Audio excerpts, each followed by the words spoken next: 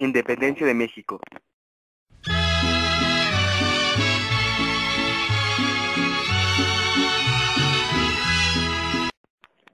Desde principios del siglo XIX empezaron a realizarse las reuniones y a organizarse para la Guerra de Independencia en la ciudad de Valladolid, pero fue descubierta, así que continuó en la ciudad de Querétaro. Estas juntas se realizaron en la casa del corregidor Miguel Domínguez y su esposa Josefa Ortiz de Domínguez, y también participaron Ignacio Allende, el cura don Miguel Hidalgo y Costilla y Mariano Apasolo. Hidalgo organizaría el movimiento popular y Allende junto con Aldama serían las cabezas del ejército insurgente.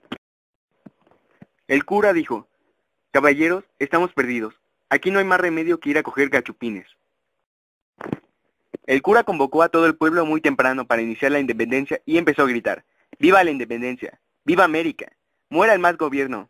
Y todos emocionados respondieron: ¡muera los gachupines! Y todos se armaron con lo que pudieron. También el cura improvisó un estandarte y gritó: ¡viva nuestra Madre de Guadalupe! ¡Viva América! Los españoles eligieron a la Virgen de los Remedios como la patrona generala de sus fuerzas cuando los insurgentes se dirigían a Guanajuato, el intendente de la Alhóndiga de las Granaditas. El 17 de enero de 1811 hubo una batalla en el puente de Calderón y fue la última que participó Hidalgo.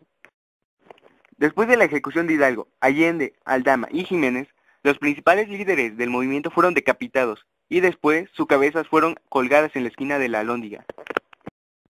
La llamada etapa de organización de la Guerra Independentista de México comprende los sucesos bélicos y políticos ocurridos entre el momento en que Ignacio López Rayón fue nombrado jefe de las fuerzas insurgentes en Saltillo el 16 de marzo de 1811. Durante esta época, el movimiento independentista no solo realizó acciones bélicas, sino que dotó a sí mismo una estructura y un cuerpo jurídico. Durante este periodo, cobra importancia el posicionamiento ideológico de la causa insurgente. Casi la totalidad de las fuerzas bajo el mando de López Rayón eran indios flecheros de El Bajío. Las de José María Morelos estaban compuestas por negros y mulatos. López Rayón había sido uno de los secretarios del Estado nombrados por Miguel Hidalgo cuando éste intentó organizar un gobierno insurgente durante su breve estancia en Guadalajara, entre noviembre de 1810 y enero de 1811. Los 3.500 hombres que formaban el remanente de la insurgencia marcharon hacia Michoacán bajo el mando de López Rayón y otros jefes. Durante el traslado se enfrentaron a los realistas, a quienes derrotaron en Puerto de Piñones y en Zacatecas. Rayón partió hacia Aguascalientes. Fue perseguido por el general Miguel Emparán, quien le propinó una derrota en la batalla de Maguey el 2 de mayo de 1811. Después de la muerte de Morelos, los grupos insurgentes lucharon de manera aislada. Aproximadamente 20.000 rebeldes continuaron en pie de la lucha. Las fuerzas más disciplinadas de los insurgentes se encontraban distribuidas de la manera siguiente: Manuel Mier y Terán en Tehuacán, Francisco Osorno en Zacatlán y los Llanos de Apán. Cada uno de ellos contaba con 2.000 hombres. Los hermanos Ignacio y Ramón López Rayón operaban con 700 hombres en el carro de Coporo. Persistían 800 hombres bajo los mandos de José Santana, Encarnación Rosas y del padre Marcos Castellano. En Michoacán, Manuel Muñiz Garza y Correa contaban con 4.000 hombres. El prestiverio José Antonio Torres tenía reclutados 800 hombres en el Bajío. Víctor Rosales operó en Zacatecas con 300 hombres. La Junta Subalterna de Gobierno, formada por el general Manuel Muñiz, el abogado Ayala Dionisio Rojas, José Pagola y Felipe Carvajal, se estableció en Teretán. En febrero de 1816, el general insurgente Juan Pablo Anaya siguió el ejemplo de Mier y Terán.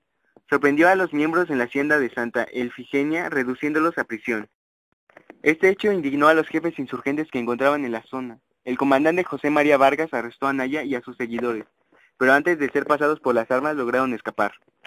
En su ruta de retirada, la expedición insurgente fue nuevamente atacada el 10 de septiembre en Tlacotalpan por el comandante Juan Bautista Topete. Mier y Terán logró la victoria logrando escapar a Tehuacán, lugar que llegó el día 22 del mismo mes. Gracias a la intervención oportuna del coronel Márquez, Apodaca logró llegar a la Ciudad de México el día 22 de septiembre. Un grupo de provenientes aristócratas, dirigido por Matías de Montehugo, se reunían en juntas secretas conocidas como Conspiración de la Profesora, por llamarse así el Templo.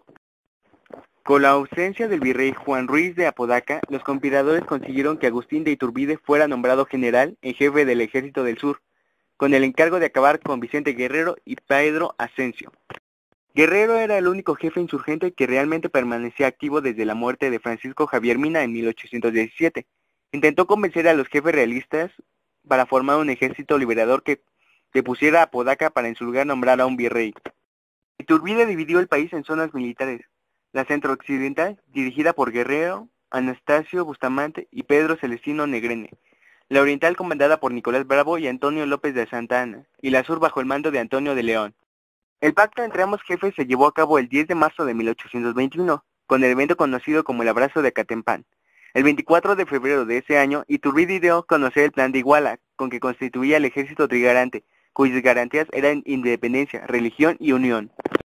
Finalmente, el 27 de septiembre de 1821, el ejército trigarante entró a la Ciudad de México. Después del 11, Vicente Guerrero fue convencido por Morelos para unirse al movimiento de independencia.